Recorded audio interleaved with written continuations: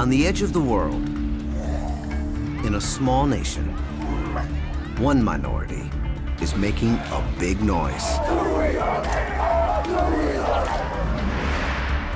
Once on the brink, they've come back, retracing their roots and reclaiming their culture, yet not stuck in the past. I don't get it yet. I think I'm humbly open to this culture and trying to figure it out. What keeps the Maori afloat?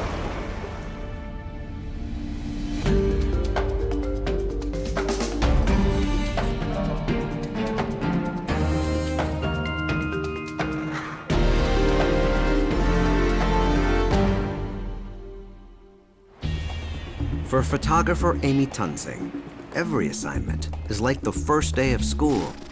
I love so many things about my job.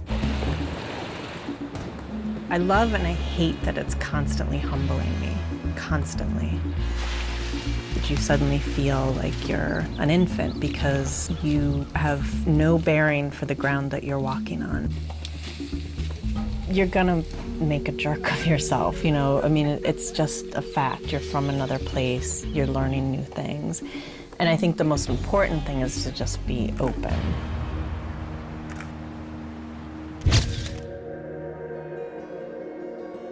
Amy spent 3 years covering the White House, but her forte is private lives. I enjoy shooting everyday people because I think you can find really important human issues or moments or themes in any person or any family or any household. For National Geographic magazine, she's come to New Zealand to capture a portrait of a people who built their world around tribe and family.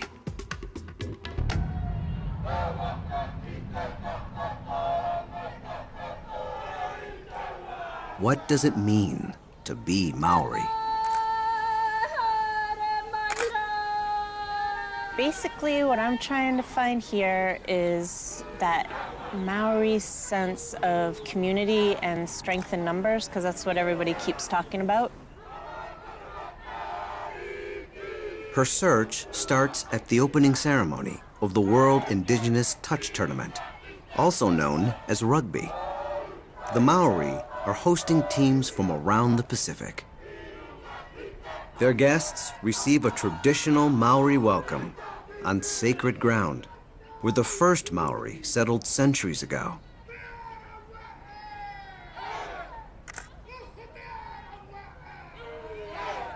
This complex is the heart of a Maori community, the marae. I think it took me the whole time to really figure out what a marae is. It is a church, it's a town hall, it's a meeting house, and it's also like a hotel. There's a lot of restrictions, and I wasn't able to photograph inside. Can I come out and photograph you guys collecting them? Every place you need a whole different set of permissions to photograph certain things, and if you don't know the gatekeeper of each little place, then you can't get in until you meet that gatekeeper, and they check you out and introduce themselves, and you introduce yourself, and you get to know each other, and then usually the door is open, but it seems like with each spot there's kind of this block until that happens. Amy is an outsider, knocking on the door of a people who almost lost their land to outsiders. How long have you been on the team? Every story is different, and this one, the best images are gonna come when I start to really get it, and I don't get it yet. I think I'm humbly open to this culture and trying to figure it out. Everybody's always so surprised about how many pictures I take. You know, yeah, on a story I might take 30,000 images. But they're notes to a big research paper.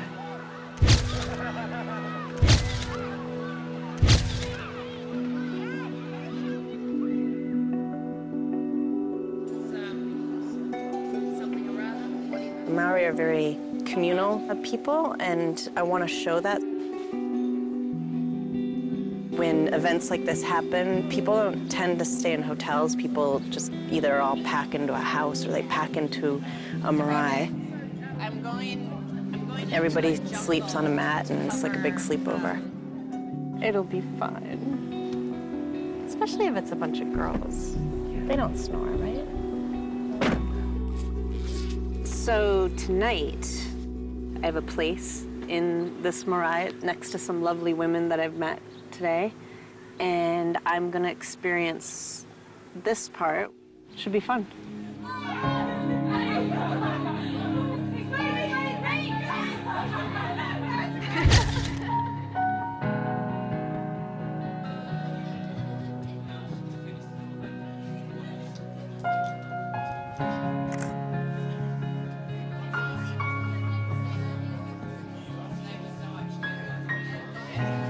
It's 9:40 p.m. and it's been a pretty long day.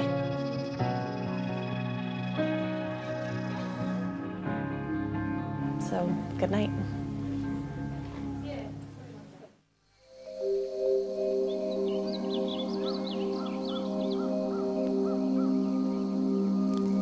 Tamaki Village, a recreation of Maori life before the outside world arrived.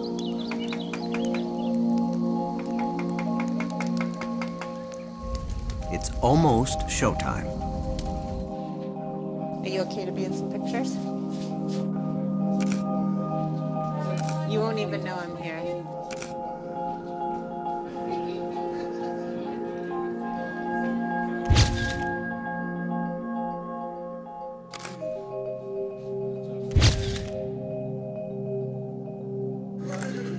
I live in New York.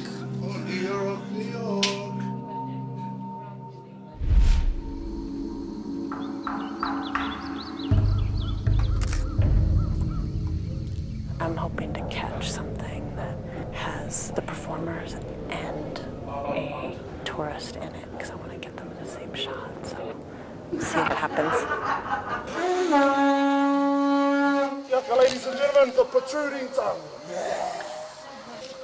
It's kind of tricky light. After we taiaha. The business end, folks, we call the row or the butt end, also used for thrusting. Most cases thrusted into the temple of your head with a quick black hoops. Well, it's a really cool place. As you can see, it's gorgeous. It's really cool, and if I was a tourist, I'd be totally psyched to come here, but I didn't get it. Like, I really wanted an interaction going on, and it was pretty fast, and it was a little detached. I was hoping that there'd be actually a little more interaction, and they didn't. They kind of like pulled them right through. The problem is, Tamaki Village is a museum.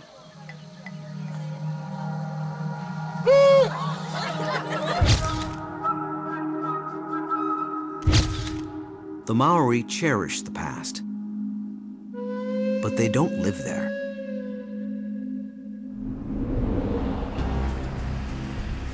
Today, 4 out of 5 Maori live in cities like Auckland. I'm looking for one theme, and I'm trying a whole bunch of different ways to find it. It's always a hunt. The one image that I'm looking for right now has to do with what does it look like when they've kind of disconnected from that tribal unit, that homeland or the marae or their family base. Auckland's city streets. The intersection of Maori kids and weekend trouble. But the kids have guardian angels. Maori wardens aren't cops. They're volunteer lookouts. And the wardens are traditionally the elders or retired people of the community, and they are mentors to the youth, and they make sure all the kids are home in time and that they're safe. I didn't come to it until my kids were older teenagers. Yeah. Too busy before that. That's my boy there. I like it. Don't be fooled by the looks of these moms, because these moms are hard to fool. They've seen it all. Was it alcohol? How did you know it was alcohol? Well, when they hide the label from you, you know it's alcohol. Yeah, yeah. Is that a woman getting beaten up?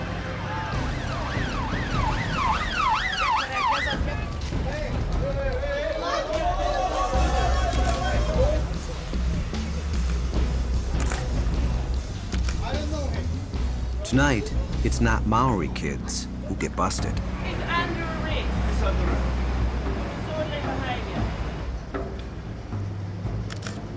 This kind of picture is not easy to get. It needs to be intimate, and it takes a while. You've got to like meet people and get people comfortable with you.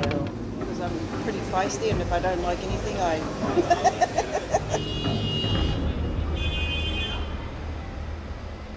Well, I'm just trying to get like daily life stuff. Do you mind if it's, I'm just kind of bopping back and forth with stuff? Is that cool? All right, cool. Thanks.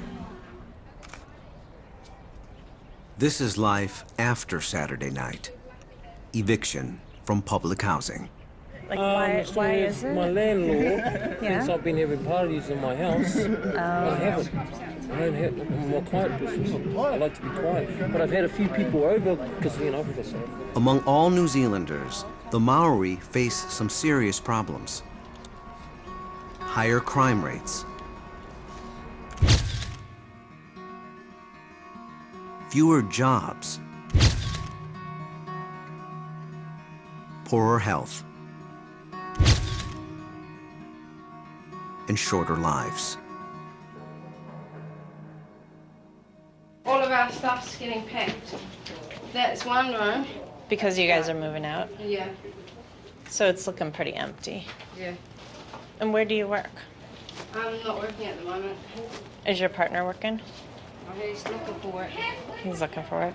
It's hard to find work, huh? Yeah. Well, don't leave us behind. You're the photogenic one, eh? You're a nice smile. And a sharp Well, haircut there's to nice go with light on their face right now. That's why I like it. Yeah. Just keep pretending like I'm not here. You're doing a great job. This kid is trying not to become another statistic. So how did you end up here? I come down to look for work. How old are you? 17. And you came down to look for work. Yeah. So you're out of the house, done with school. Yeah, I done with school ages ago. Yeah. When did you finish school? Probably when I was about 14, 15. I just left. You left. Because you were, like, why did you just leave? I wasn't interested. Yeah. I was there. And what kind of work are you doing? No, I'm not still looking. I just finished my course at a forklift. Oh, so you're gonna drive a forklift? Yeah, I got my forklift license. Okay. Is it hard to find work? Yeah, it's pretty hard. You have to be all qualified in that. It's pretty competitive. Yeah. The Maori's future lies just ahead on one of the biggest days of the year.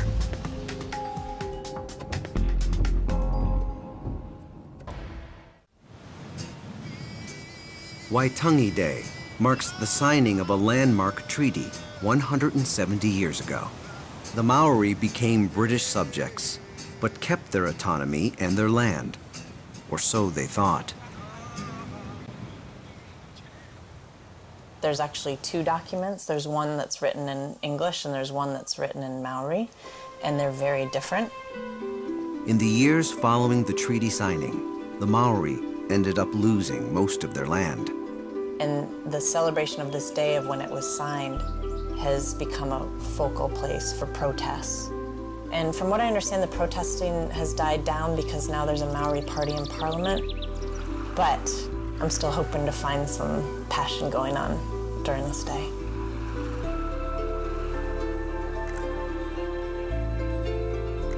And I think it'll come out in the photographs then.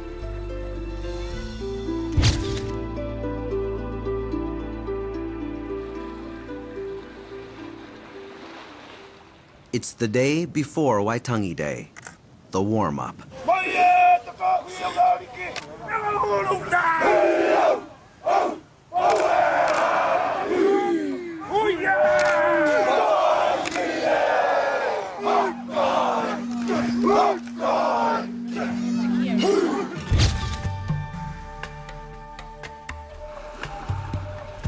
Tomorrow's highlight is the launch of the Waka, the great Maori canoes. Centuries ago, the Maori arrived in New Zealand, paddling their Waka across the vast Pacific. A new Waka, masterfully carved, is launched.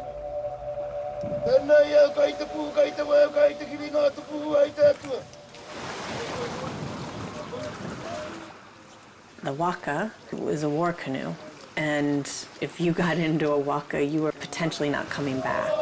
And it was not a place that women or children entered.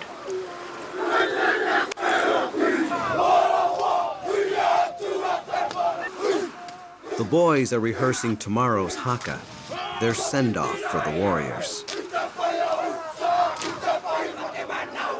The Maori once had no written language. They passed down their history like this, in stories and songs.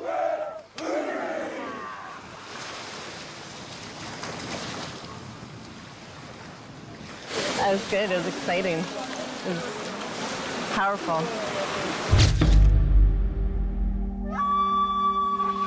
Now, Amy's art clashes with Maori custom. Once the Waka is launched, women keep their distance. And then I think that tradition has just maintained itself. There were a number of them that were mixed gender-wise, but certain wakas were totally, the word is tapu, and I wasn't always quite sure which boat was going to be like that or which canoe was going to be like that, and there was a couple times where it was very clear that I wasn't really supposed to be there.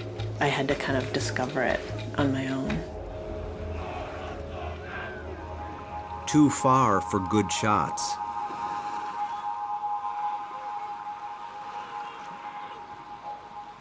Tomorrow is the main event, Waitangi Day.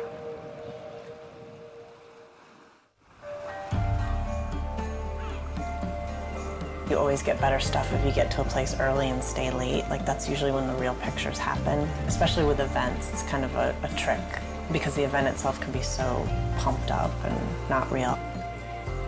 The mission is to get as many aspects of the story in one shot as possible.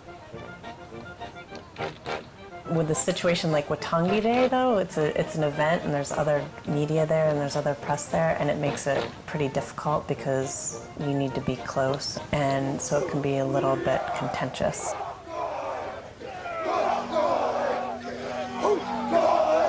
Everybody and their grandmother has a cell phone with a video camera or a digital camera or whatever, and it's really interesting. You look around and there aren't audiences anymore. Like, people aren't there engaging in the event, they're also documenting it like I am.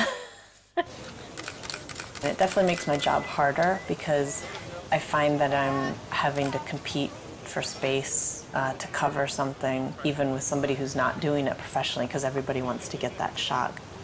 The Maori now have their own TV station, a key to revitalizing a language that only a minority of Maori speak fluently. It is time for us to set up our own native councils, our own native courts.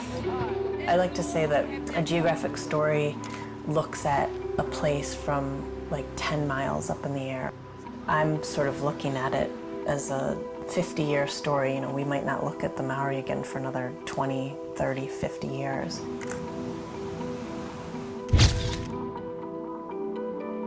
So in that situation, I can step back and maybe find some other little corner that is good to look at. I don't have to cover the peak event that's going on.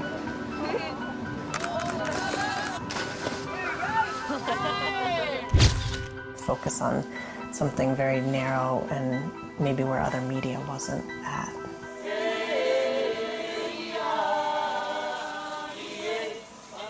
And this was a group of people walking up a hill, and they've got flags. I'm always a little wary of it because flags are kind of, it's just a really cliche thing for a picture.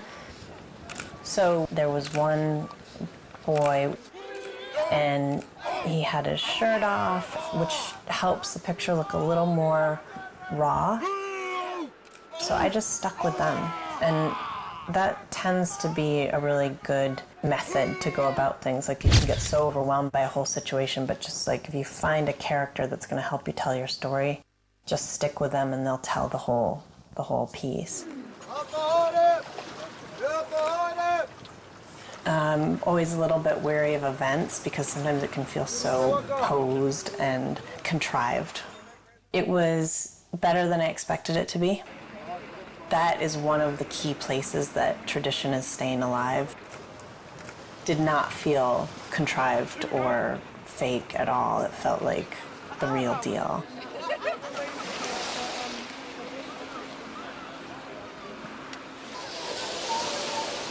What I saw was young Maori learning how to do these traditional things through the act of paddling this war canoe.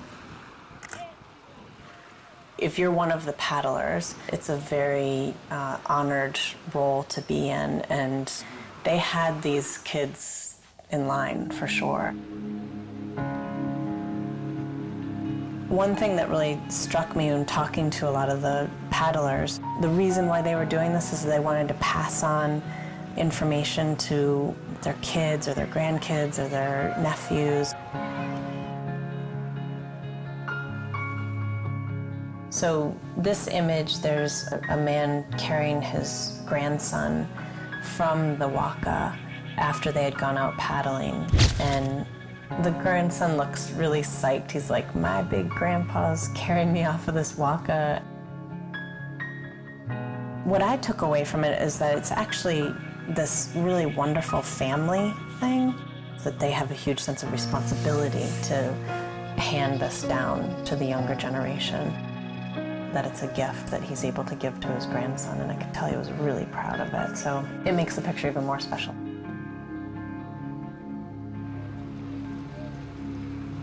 This waka embodies their ancestors and who they are and everything. It's their whole history, and then it's their whole future as well.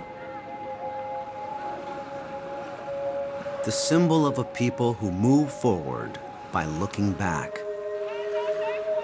One of the last great peoples to be touched by the wider world, the Maori's journey into the future will always be shaped by the past.